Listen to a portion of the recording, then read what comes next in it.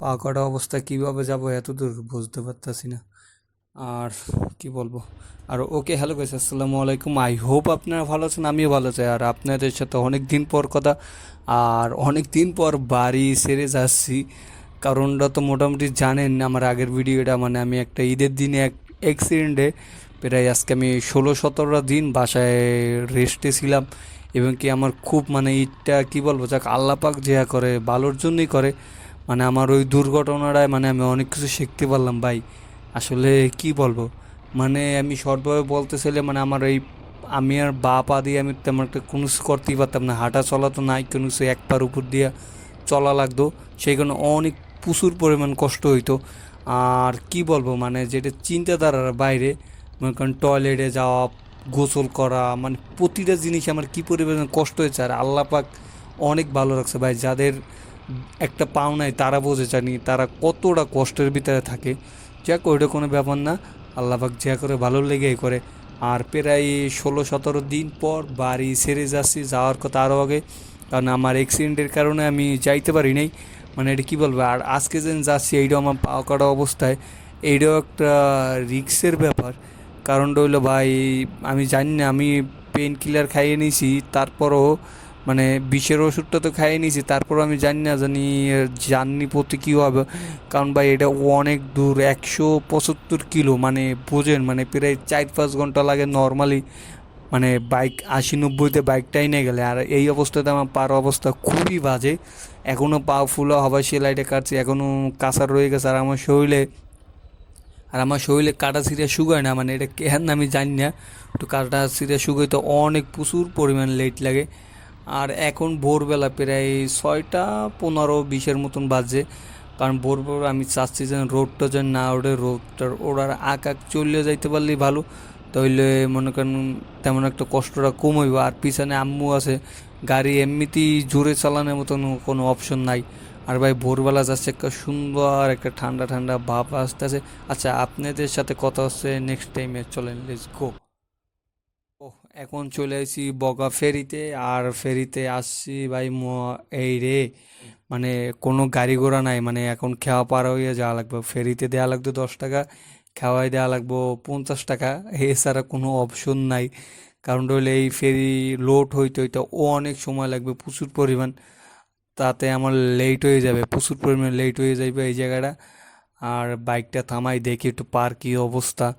কারণ ভাই আমার তো এখনই তো ভাই পা ব্যথা করতেছে, আমি কিভাবে খুলনা যাব। আরও পিছনে আমার পিছনে আম্মু আছে, জানি না।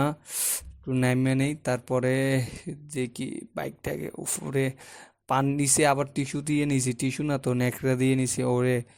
মানে পার কি অবস্থা, আল্লাহ ভালো জানে। ও, খুলনা তো পৌঁছাইতে পারলেই তো ভালো, নাহলে তো রাস্তার ভিতরে প্যারা খাইয়ে যাবো। কারণ আম্মু তো আর গাড়ি চালাইতে পারে না, একটু পুরুষ লোক হইলে নাহলে ওর রাতে গাড়ি চালাই নিতে পারতাম। আর এখন খুব সুন্দর সকালটা, মানে আবহাওয়াটা নিরিবিলি, খুবই ভালো লাগতে আছে।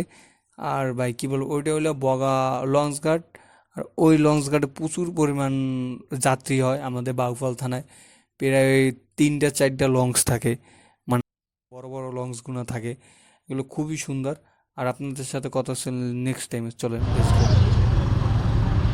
আরে গাইস, এখন অনেকক্ষণ বাইক রাইড করা হয়েছে, প্রায় 3 ঘন্টা প্লাস বাইক রাইড করা হয়েছে। তার ভিতরে মাঝখানে একটু খাওয়া দাওয়া করছি। আর এখন তো প্রচণ্ড পরিমাণ রোদ, আর সেই কারণে একটু একটা হাইওয়ের পাশে বাগেরহাটের পরপরই, বেশিক্ষণ লাগবে না খুলনার ভিতরে ঢুকতে। তারপরও টাম্বুর নিয়ে এসে লেগে হাইওয়ের পাশে একখানে বইলাম, একটা ঠান্ডা খেলাম, ড্রিঙ্কও, মানে খারাপ না, ভালো। আর আমাদের যাইতে আর বেশি সময় লাগবে না। আর ভিডিওটা তেমন একটা করা হচ্ছে না, কারণ আমার মাইক্রোফোনটা সমস্যা, এখানে বেশি সমস্যা হইতেছে। আর এই জায়গাটাও খুবই সুন্দর, নিরিবিলি, গাছপালা আছে, একটু বাতাস আছে। আর মানে হাইওয়ে রাস্তায় অনেক গরম, মানে পেস ওইটাও নষ্ট হয়ে যাচ্ছে, এগুলো একটা অবস্থা। আচ্ছা, পরবর্তীতে খুলনা যায় কথা হচ্ছে। আর গাইস, অনেক দিন পর কথা, কারণ আসার পর বাসায় রেস্টেই ছিলাম। আর মূলত এখন যাচ্ছি বাইকটা ওয়াশ দিতে। বাইকের অবস্থা খুবই খারাপ, অনেক দিন হয়েছে বাইকটা সার্ভিসিং করানো হয় না। আর বাড়িতে যাওয়ার পর তো অসুস্থ থাকার কারণে বাইকটা তেমন একটা কিছু যত্ন নেওয়া হয় না। আর বাইকের অবস্থা মেলা খারাপ, আগে বাইকটা একটা ওয়াশ দেওয়া লাগবো। তারপরে আর ভিডিও তো করা হচ্ছে না অনেক দিন ধরে, আর ভিডিও ছাড়াও হচ্ছে না। মাঝখানে রোজার মাসে 1 মাস, তারপর অসুস্থ প্রায় 15-20 দিন। আর এখন বাইকের যেই কন্ডিশন বাইক খুবই বাজে।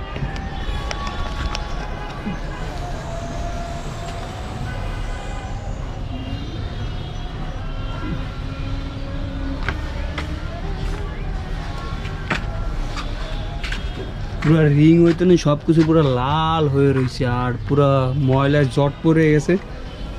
গাড়ি চালাইতে নিচের দিকেই খারাপ লাগতে আছে। হেলমেটে আছে, হেলমেটে লাগানোর জন্য হেলমেট আমি তো খুলে রাখছি। এটা আমার সেকেন্ড হ্যান্ড পুরো সেট আপ মনে হয় 30-এর মতন পড়ে গেছিল। ভিতরে মারবে তো